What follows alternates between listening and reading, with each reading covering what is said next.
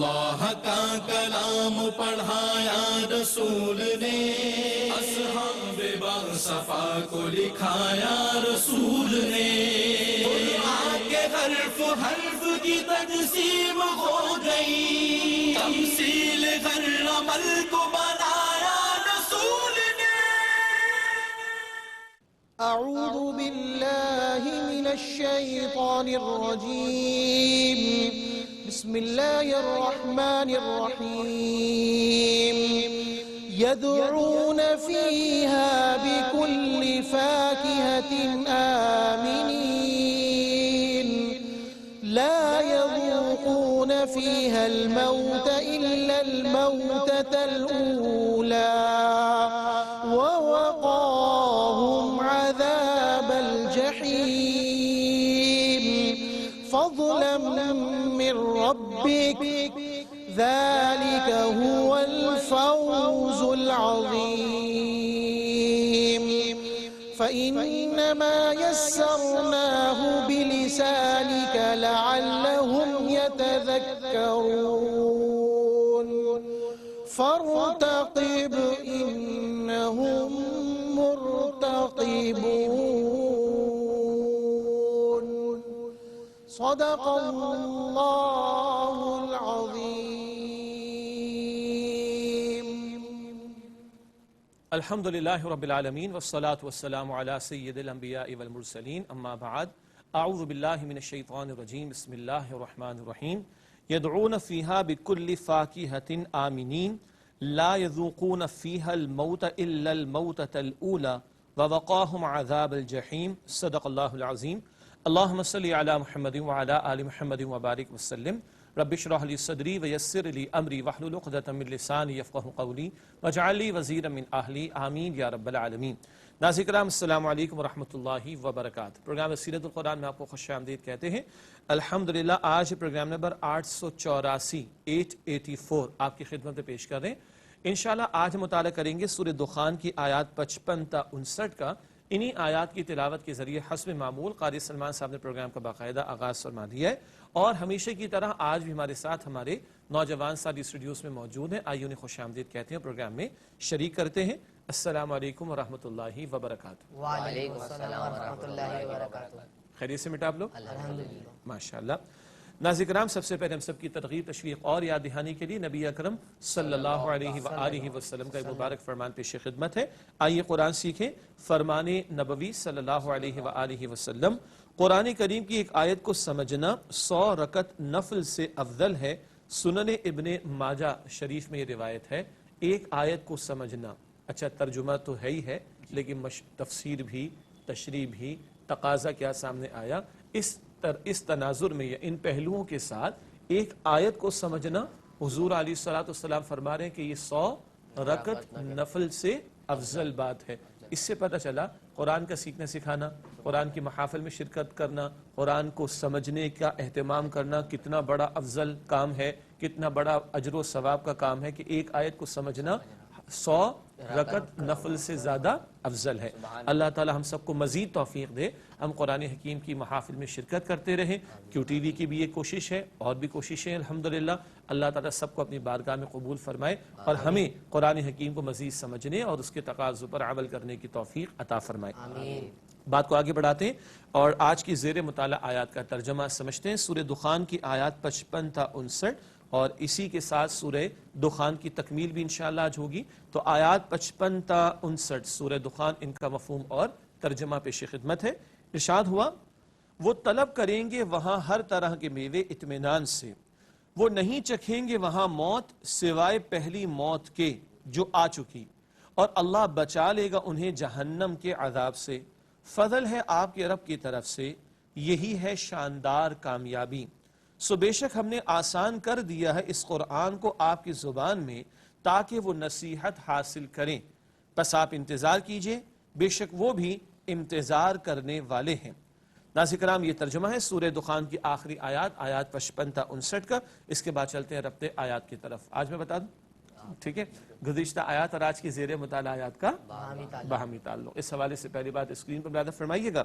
سابقہ آیت میں روز قیامت متقین پر اللہ تعالیٰ کے انعامات کا بیان تھا۔ متقین کون؟ جو گناہوں سے بچنے والے ہوں اور فی مقام امین، یعنی کہ امن والے ٹھکانے میں ہوں گے، یاد آیا؟ تو پچھلی نشست میں متقین پر اللہ کے انعامات جو قیامت کے دن اور جنت میں ہوں گے ان کا تذکرہ، اب ان کو حاصل ہونے والی ایک اور نعمت کا ذکر ہے، پھل عطا ہوں گے ان کا تذکرہ ہوگا، ہمیشہ کی زندگی عطا ہوگی اس کا ذکر آئے گا آج کی نشست میں انشاءاللہ۔ اس کے بعد تعارف، یعنی جو باتیں تفصیل سے ہم تشریح میں بیان کرتے ہیں ان کا ایک خاکہ یا آؤٹ لائن، ٹھیک ہے؟ اس حوالے سے آج بھی 3 باتیں ہیں۔ ذیل میں پہلی بات، اہل جنت میں مرغوب میووں سے لطف اندوز ہوں گے۔ مرغوب جن کی رغبت ہوگی، جن کے لیے شوق ہوگا، جن کو وہ پسند کریں گے، ایسے میوے اللہ تعالیٰ اہل جنت کو عطا فرمائے گا۔ اگلا نقطہ تعارف کے ذیل میں، رسول اللہ صلی اللہ علیہ وسلم کو تسلی کہ آپ صلی اللہ علیہ وسلم کی زبان مبارک سے قرآن کی تعلیمات کو سمجھنا آسان کر دیا گیا ہے۔ اللہ نے کلام عطا کیا اور صاحب قرآن صلی اللہ علیہ وسلم کی زبان مبارک سے قرآن بھی جاری ہوا اور قرآن حکیم کی وضاحت بھی آپ کی زبان مبارک سے جاری ہوئی۔ اگلی اور آخری بات تعارف کے ذیل میں ہے، رسول اللہ صلی اللہ علیہ وآلہ وسلم کو حق و باطل کے درمیان فیصلہ فرما دیے جانے کے وقت تک منتظر رہنے کی تلقین۔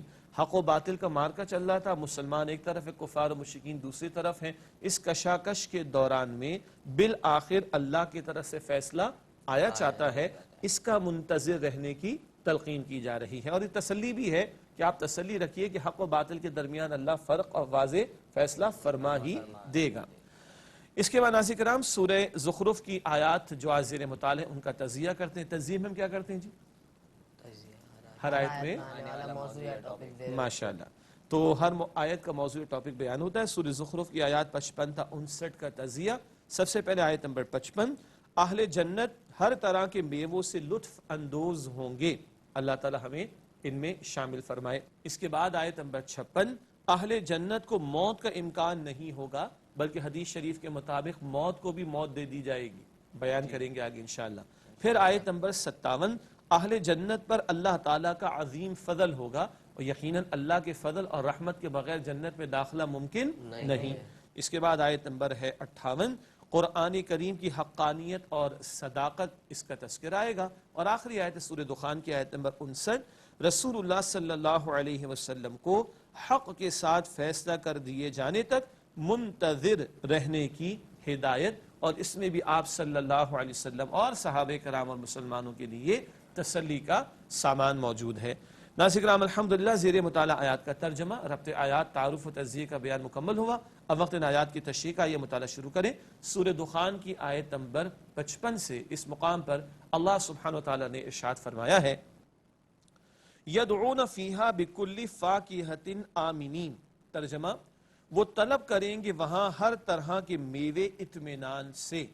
یہ آیت نمبر 55 کا ترجمہ۔ اس کی تشریح کے حوالے سے پہلی بات، اہل جنت پر اللہ تعالیٰ کے مزید انعامات کا ذکر، جا بجا قرآن میں جنت کا اور جنت کی نعمتوں کا ذکر آتا ہے، یہاں بھی کچھ بیان آ رہا ہے۔ اگلے نقطے کی طرف چلتے ہیں، تشریح میں لکھا ہے آگے، اہل جنت میں ہر قسم کے پھل سکون اور دل جمعی کے ساتھ طلب کریں گے جو انہیں مہیا کیے جائیں گے۔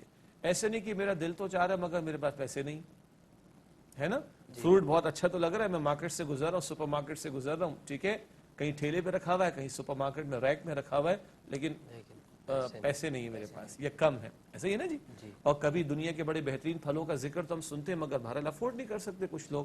جنت میں کوئی ایسا معاملہ نہیں ہوگا کہ بھائی میرے پاس پیسے نہیں ہیں، میرے پاس جو ہے وہ کارڈ نہیں ہے اویلیبل، اور آج کل تو بہت سارے اے ٹی ایم کارڈ وغیرہ چلتے ہیں نا، کارڈ کا مسئلہ ہے، یہ مسئلہ ہے، ایسا کوئی ایشو نہیں ہوگا، اطمینان سے وہ پھل ان کو میسر ہوں گے۔ لیکن کون سے پھل جن کا تصور کرنا ممکن نہیں ہے؟ جنت کی نعمتوں کا ذکر تو قرآن میں آتا ہے مگر ان کی حقیقت کا تصور کرنا ہمارے لیے ممکن نہیں، کیونکہ حدیث شریف میں آیا ہے، بخاری شریف کی روایت، ما لا عین رأت ولا اذن سمعت ولا خطر علی قلب بشر، نہ کسی آنکھ نے کبھی دیکھا، نہ کسی کان نے کبھی سنا، نہ کسی کے دل میں اس کا خیال بھی کبھی آیا ہوگا۔ اگلا نقطہ، جن کی فراہمی میں کوئی کمی نہ ہوگی۔ ایسا نہیں کہ ہڑتال ہو گئی تو ٹرک پہنچ ہی نہیں سکا، اور مارکیٹ میں پھل پہنچ نہیں سکا تو گھر پہنچ نہیں سکا. ہو جاتا ہے نا کبھی ہڑتالیں ہو جاتی, کچھ اور ایشوز آ جاتے ہیں. یہ جناب ایک موسم ہے تو اس کا پھل موجود ہوگا, لیکن اس موسم میں دوسرے موسم کا پھل موجود نہیں ہوگا. جنت میں کوئی اس طرح کی ریسٹرکشنز نہیں ہوں گی, اس طرح کی کوئی پابندیاں نہیں ہوں گی, اس طرح کی کوئی لمیٹیشنز کا معاملہ نہیں ہوگا. وہاں کوئی کمی نہیں ہوگی ان پھلوں کی فراہمی کے اعتبار سے. اگلی آیت سورہ دخان کی آیت نمبر 56 ارشاد ہوا لا يذوقون فيها الموت الا الموتة الاولى ووقاهم عذاب الجحیم. ترجمہ, وہ نہیں چکھیں گے وہاں موت سوائے پہلی موت کے جو آ چکی, اور اللہ بچا لے گا انہیں جہنم کے عذاب سے. یہ آیت نمبر 56 کا ترجمہ. دعا کرتے ہیں کہ اللہ ہم سب کو جہنم کے عذاب سے محفوظ رکھے. آئیے اس آیت کی تشریح کی طرف چلتے ہیں. اس حوالے سے پہلا نقطہ اسکرین پر ملاحظہ فرمائیے گا. وہاں ان کی دائمی زندگی ہوگی اور موت کا کوئی امکان نہ ہوگا. دائمی کا مطلب ہمیشہ ہمیشہ کے لیے, جیسے قرآن کریم میں الفاظ آتے خالدین فیہا ابدا, ہمیشہ ہمیشہ وہاں رہیں گے. دائمی زندگی ہوگی اور موت کا کوئی امکان نہ ہوگا. اگلا اور آخری نقطہ اس آیت کی تشریح میں ہے سوائے اس موت کے جو دنیا میں انہیں آ چکی. وہ تو آئی تھی, پھر دوبارہ کھڑے کر دیے گئے, اب ہمیشہ کے لیے جنت میں اہل جنت داخل کر دیے جائیں گے, موت ان کو نہیں آئے گی. حدیث شریف ہے, اللہ کے رسول صلی اللہ علیہ وسلم نے ارشاد فرمایا موت کو بھی ایک مینڈے, ایک بھیڑ کی شکل میں لا کے ذبح کر دیا جائے گا. موت کو بھی موت دے دی جائے گی. اہل جنت ہمیشہ زندہ رہیں گے, ہمیشہ نعمتوں کی بہاریں ان کو ملتی رہیں گی, اور جنت کی نعمتوں سے وہ مالا مال رہیں گے, فائدہ اٹھاتے رہیں گے. اللہم انا نسألک جنت الفردوس, اے اللہ ہم تجھ سے جنت الفردوس کا سوال کرتے ہیں. اگلی آیت ہے اس کے بعد سورہ دخان کی آیت نمبر 57 ارشاد ہوا فضلا من ربک ذالک هو الفوز العظیم. ترجمہ, فضل ہے آپ کے رب کی طرف سے, یہی ہے شاندار کامیابی. یہ آیت نمبر 57 کا ترجمہ, اور جنت والوں پر جو انعامات ہیں وہ محض اللہ کے فضل کا نتیجہ, اس کا ذکر ہو رہا ہے. تشریح کے حوالے سے پہلی بات, اہل جنت کو حاصل ہونے والی نعمتیں ان پر اللہ تعالیٰ کے عظیم فضل کا نتیجہ ہوں گی. یہ سب کچھ جو عطا ہوگا یہ محض اللہ کے فضل و کرم سے عطا ہوگا.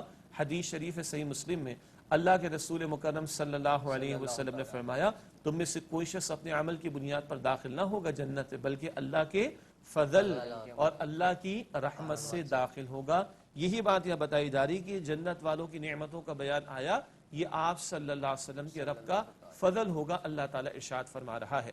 آخری نقطہ اس آیت کی تشریح میں, جہنم کے عذاب سے بچا لیا جانا در حقیقت بہت بڑی کامیابی ہے جو انہیں حاصل ہوگی.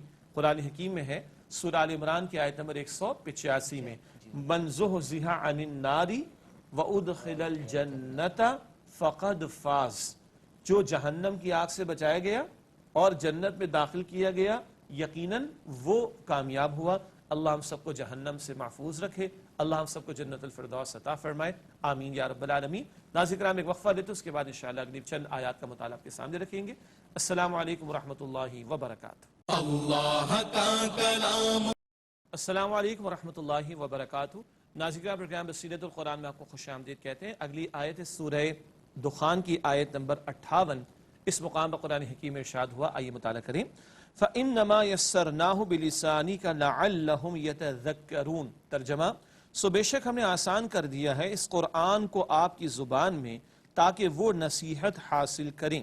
یہ آیت نمبر 58 کا ہوا ترجمہ. تشریح کے حوالے سے پہلی بات, نبی کریم صلی اللہ علیہ وآلہ وسلم کو تسلی. کس بات کی تسلی؟ لوگ اکڑ دکھا رہے ہیں, ہٹ دھرمی پر اڑ رہے ہیں, مخالفت پر کمر بستہ ہیں. اس مخالفانہ ماحول میں نبی علیہ السلام اور آپ کے ذریعے صحابہ کرام کو تسلی عطا ہو رہی ہے. کیا بھلا؟ آگے لکھا ہے آپ صلی اللہ علیہ وسلم کی زبان مبارک سے اس قرآن عربی کی تعلیمات کا سمجھنا لوگوں کے لیے آسان کر دیا گیا ہے. کیا مراد؟ اللہ نے کلام دیا عربی مبین, واضح عربی زبان میں. اچھا, جن لوگوں کے درمیان نازل ہو رہا تھا ان کو تو عربی آتی تھی, آسان تھا.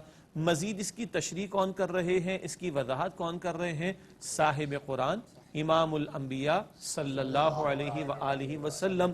تو اللہ نے قرآن اور صاحب قرآن دونوں کو بھیجا لوگوں کی رہنمائی اور ہدایت کے لیے.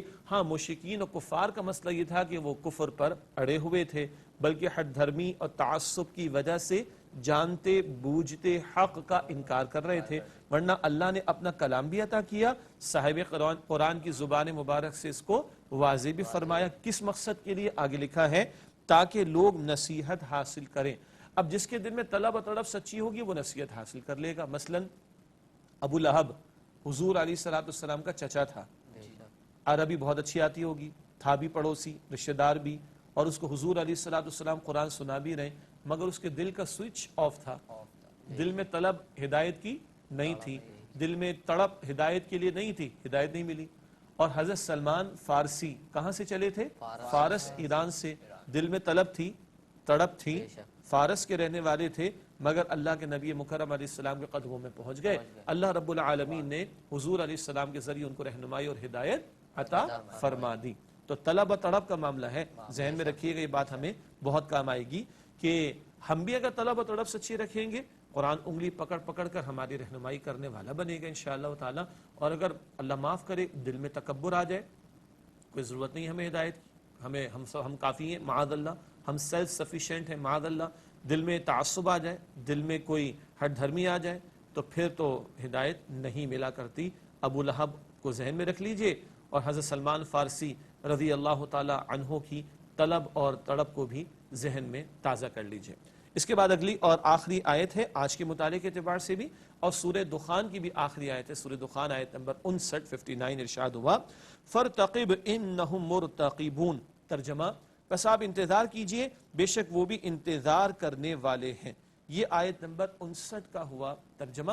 تشریح کے والے سے پہلی بات، رسول اللہ صلی اللہ علیہ وسلم کو اس وقت تک منتظر رہنے کی تلقین جب تک حق اور باطل کے درمیان فیصلہ نہ کر دیا جائے، جب تک حق اور باطل کے درمیان واضح فیصلہ نہ آ جائے، صبر کی تلقین۔ اس صبر کی تلقین میں بھی تسلی ہے کہ حضور علیہ السلام، صحابہ کرام کی محنتیں اللہ کی نگاہ میں ہیں، اور کفار کی ہٹ دھرمی اور مخالفانہ روش، ان کا ظلم و ستم بھی اللہ کی نگاہ میں ہے، بالآخر اپنے معین وقت پر اللہ کی طرف سے فیصلہ نازل ہو جائے گا۔ آخری نقطہ اس آیت کی تشریح میں ہے، بلا شبہ آپ صلی اللہ علیہ وسلم کے مخالفین بھی حق کے مغلوب ہونے کا انتظار کر رہے ہیں۔ ان کا خیال ہے کہ حق مغلوب ہو جائے گا، تو ان کو بھی اپنے خیال باطل میں تھوڑا آگے بڑھنے دیجئے، ان کو خود پتہ چل جائے گا کہ باطل ہی نابود ہوگا اور حق غالب ہوگا، جیسے کہ قرآن فرماتا ہے سورہ بنی اسرائیل کی آیت نمبر 81 میں، جاء الحق وزہق الباطل ان الباطل کان زہوقا۔ حق آ گیا اور باطل مٹ گیا، بے شک باطل ہے ہی مٹنے کے لیے۔ ناظرین کرام، الحمدللہ سورہ دخان کی زیر مطالعہ آیات کا اور سورہ دخان کے مطالعے کی تکمیل کا معاملہ بنا۔ اب اللہ کی توفیق سے ہم آگے چلتے ہیں اور ہمارے ساتھیوں سے معلوم کرتے ہیں کہ آج ان کے ذہنوں میں کیا سوالات اٹھے جو ہم سے یہ دریافت کرنا چاہتے ہیں۔ جی بیٹا، پہلا سوال آپ کی طرف سے۔ میرا آپ سے سوال ہے کہ موت کو بھی موت دے دی جائے گی، اس کی وضاحت کر دیجیے۔ ہاں، موت کو بھی موت دے دی جائے گی، اس کی وضاحت کر دیجئے۔ دنیا میں آئے، ہمیں زندہ کیا گیا، صحیح ہے، موت دے دی گئی، یہ دنیا کی زندگی تو ختم ہو گئی، قیامت کے دن کھڑا کیا جائے گا۔ اب ابد الآباد کا معاملہ، ہمیشہ ہمیشہ کا معاملہ ہے، تو موت کو بھی موت دے دی جائے گی کا مطلب یہ ہے اب جو قیامت کے دن لوگوں کو کھڑا کیا جائے گا، ہمیشہ کی زندگی ان کو عطا ہوگی، جیسے اہل جنت کا تذکرہ ہو گیا، ہمیشہ ہمیشہ وہاں پر رہیں گے۔ تو بڑا سخت بیان ایک آتا ہے سورۃ الاعلی میں کفار کے حوالے سے، ثم لا يموت، اہل جہنم کے حوالے سے، ثم لا يموت فیہا ولا یحییٰ، نہ مرے گا نہ جیے گا۔ وہ تو بہت ہی شدید معاملہ ہے۔ اہل جہنم بھی کہیں گے ایک دفعہ موت آ جائے، ہمارا معاملہ ختم ہو جائے، لیکن کہا جائے گا اب تو موت بھی نہیں آئے گی، کیونکہ موت کو بھی حدیث شریف کے مطابق موت دے دی گئی ہوگی۔ اب جو قیامت میں کھڑا ہوگا وہ ہمیشہ ہمیشہ کی زندگی کے لیے کھڑا ہوگا، پھر ہمیشہ کی جنت یا پھر جہنم کے فیصلوں کی تفصیلات وہ اپنی جگہ پر ہیں۔ جی بیٹا، آپ کا سوال۔ میرا آپ سے یہ سوال ہے کہ اہل جنت ہمیشہ زندہ رہیں گے، تو کیا اہل جہنم بھی ہمیشہ زندہ رہیں گے؟ تو آپ اس کے بارے میں کیا فرماتے ہیں؟ اہل جنت ہمیشہ رہیں گے جنت میں، تو کیا اہل جہنم بھی ہمیشہ جہنم میں رہیں گے؟ دو تین باتیں اس میں۔ پہلی بات کہ ہاں، جنت بھی ہمیشہ کے لیے اور جہنم بھی، اکثر امت کی رائے یہی ہے، امت کے علماء کرام کی، وہ بھی ہمیشہ کے لیے۔ البتہ وہ مسلمان جو گناہگار ہوں گے، خطاکار ہوں گے، فاسق ہوں گے، سرکشی میں مبتلا ہو گئے تھے، گناہوں میں معصیت میں مبتلا ہو گئے تھے، اور ان کرتوتوں کی وجہ سے اگر وہ جہنم میں ڈالے گئے تو بالآخر اپنی سزا بھگت کر وہ نکالے جائیں گے اور جنت میں داخل کیے جائیں گے۔ اللہ تعالیٰ پہلے ہی مرحلے میں ہمیں جنت عطا فرما دے۔ کچھ لوگ کہتے ہیں نا تھوڑی سزا بھگت کے نکل جائیں گے، استغفر اللہ، ماچس کی تیلی برداشت کرنے کی تو ہم میں ہمت نہیں ہے، اور کچھ مسلمان کہہ رہے ہیں کہ ہم اپنی سزا بھگت کے جہنم سے نکال دیے جائیں گے، استغفر اللہ۔ یہ تو بڑی بے باکی اور جرت کی بات ہے، فضول بات ہے، اللہ محفوظ رکھے۔ البتہ اگر کچھ مسلمان، اور مسلمان سے مراد ہر دور میں جو رسول رہے اس دور کے رسول کو ماننے والا وہ مسلمان، نوح علیہ السلام کے دور میں جو ایمان لائے وہ مسلمان، نوح علیہ السلام پر ایمان لائے نا۔ تو ایک بات تو یہ کہ اگر کچھ اہل ایمان مسلمان جہنم میں ان کے کرتوتوں کی وجہ سے ڈالے گئے تو ان کی سزا ان کو دی جائے گی، پھر وہ نکال لیے جائیں گے۔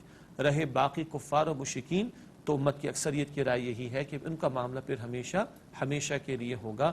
اللہ تعالی ہمیں جہنم کے عذاب، اس کے مختصر عذاب اور ہمیشہ کے عذاب سے بھی بچائے، اور مختصر وقت کے لیے بھی عذاب ہو اس سے بھی بچائے، اور اللہ پہلے ہی مرحلے میں ہم سب کو جنت الفردوس عطا فرمائے۔ جی بیٹا آپ کا سوال۔ میرا آپ سے یہ سوال ہے کہ قرآن حکیم تو عربی زبان میں، تو ہم اس سے کیسے نصیحت حاصل کر سکتے ہیں؟ ہاں، قرآن کریم تو عربی زبان میں ہے، تو ہم اس سے کیسے نصیحت حاصل کر سکتے ہیں؟ بہت قیمتی بات ہے۔ اس وقت ہم کون سی زبان میں گفتگو کر رہے ہیں؟ اردو۔ ماشاء اللہ۔ تو ہم قرآن کا متن بھی پڑھتے ہیں، تلاوت بھی ابتدا میں ہوتی ہے، میں بھی ہر آیت پڑھتا ہوں، پھر اس کا ترجمہ، پھر اس کی تشریح ہمارے سامنے آتی۔ آپ سب کے سامنے تفسیر رکھی ہوئی ہے قرآن کی، میرے سامنے بھی تفسیر رکھی ہوئی ہے، قرآن کا ترجمہ بھی موجود ہے۔ تو عام مسلمان قرآن حکیم کا ترجمہ، قرآن حکیم کی تفسیر اس سے آغاز کرے۔ عام مسلمان قرآن حکیم کا ترجمہ، اس کی تفسیر اس سے آغاز کرے۔ قرآن کے پروگرامز ہو رہے ہیں، اللہ کا شکر ہے۔ تو کیو ٹی وی پر یہ سعادت کی بات ہے اس ادارے کے لیے بھی، ہمارے لیے بھی، کہ الحمدللہ بصیرت القرآن کے عنوان کے تحت اب یہ 25ویں پارے کی تکمیل ہوا چاہتی ہے، ٹھیک ہے، 25ویں پارے کی تکمیل کا سلسلہ ہوا چاہتا ہے۔ اگلی سورت سورہ جاسیہ آخری سورت ہوگی 25ویں پارے کی، تو ہم اردو میں سمجھ رہے ہیں۔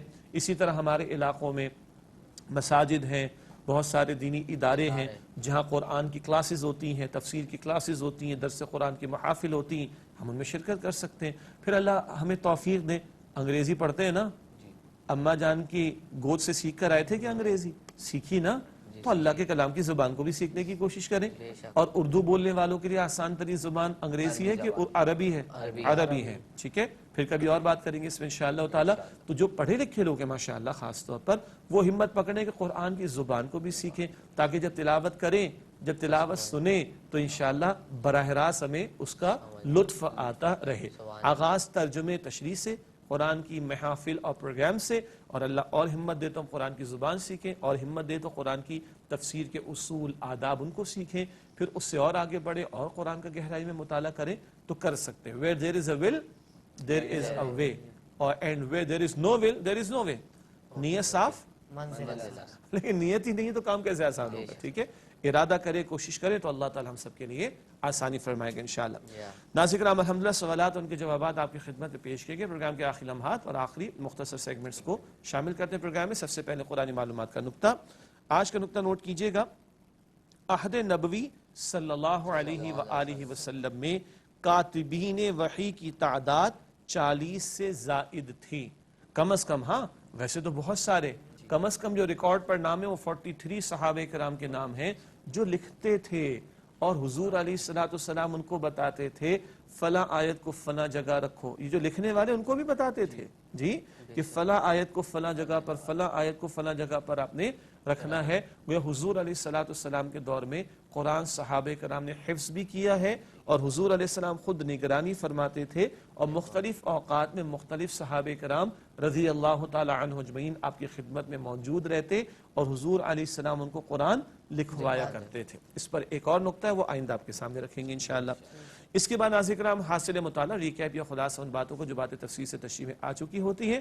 آج بھی 3 باتیں حاصل مطالعہ کی ذیل میں۔ پہلی بات، اہل جنت کو موت کا خوف نہیں ہوگا، کیونکہ موت کو بھی موت دے دی جائے گی۔ اس کے بعد اگلا نقطہ حاصل مطالعہ میں، اہل جنت کو حاصل ہونے والی تمام نعمتیں اللہ تعالیٰ کے فضل کی وجہ سے ہوں گی۔ کوئی یہ نہ سمجھے میری نیکی کی بنیاد پر مجھے جنت ملے گی، قطعاً نہیں۔ جو کوئی بھی جنت پہنچے گا وہ اللہ کے فضل، رحم اور کرم سے پہنچے گا۔ اللہ ہم سب کو جنت کا داخلہ عطا فرمائے۔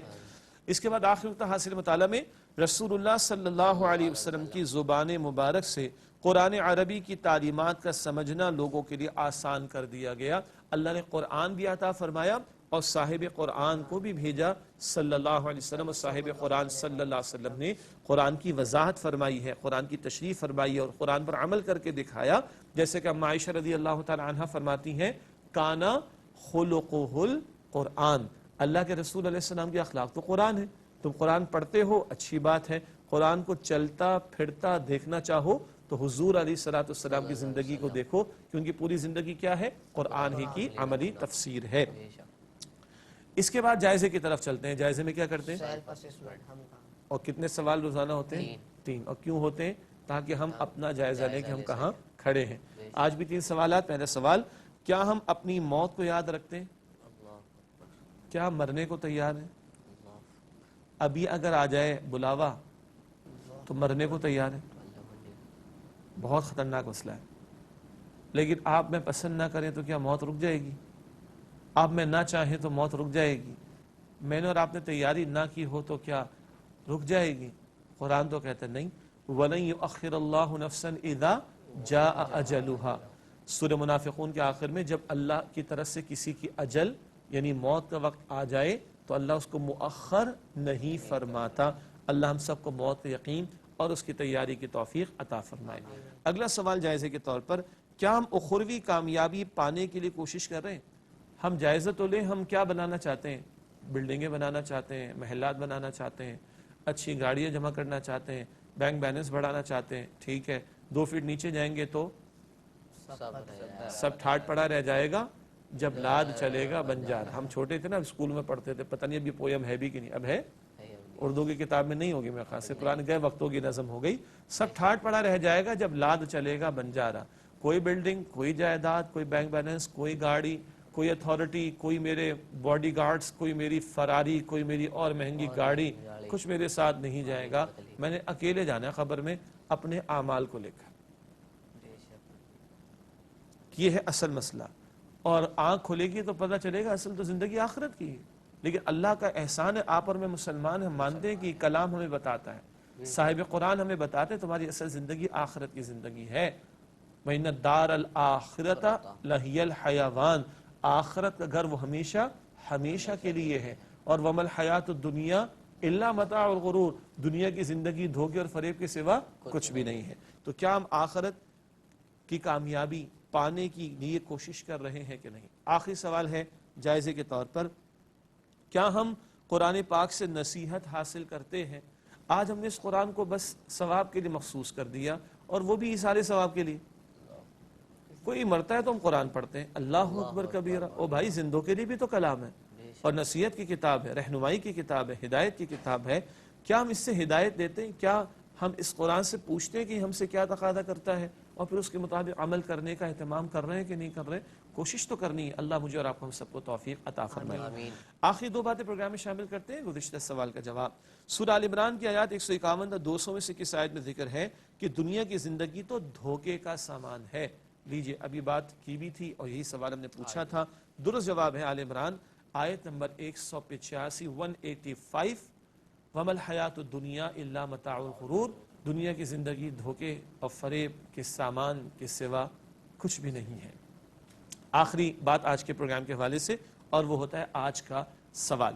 آج کا سوال ہے سورہ آل عمران کی آیات 151 تا 200 میں سے کس آیت میں ذکر ہے کہ اللہ تعالی نے جو کچھ بنایا ہے وہ بیکار نہیں بنایا ہے؟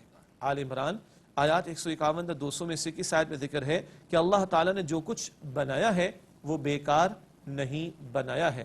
درست جواب اگلے پروگرام میں انشاءاللہ آپ سے شیئر کریں گے, اور اسی کے ساتھ چاہیں گے اجازت, اس لیے کہ پروگرام کا وقت ہوا مکمل. آپ تمام ساتھیوں سے ہم اجازت چاہیں گے. آپ کا بہت شکریہ, اللہ آپ کو خوش رکھے, جزائے خیر عطا فرمائے. ناظرین کرام, ہم سب کو, ہمارے قاری صاحب کو, ہماری پوری ٹیم کو, تمام تعاون کرنے والوں کو, کیو ٹی وی کی انتظامیہ کو, اور تمام مسلمانوں کو اپنی دعا میں یاد رکھیے.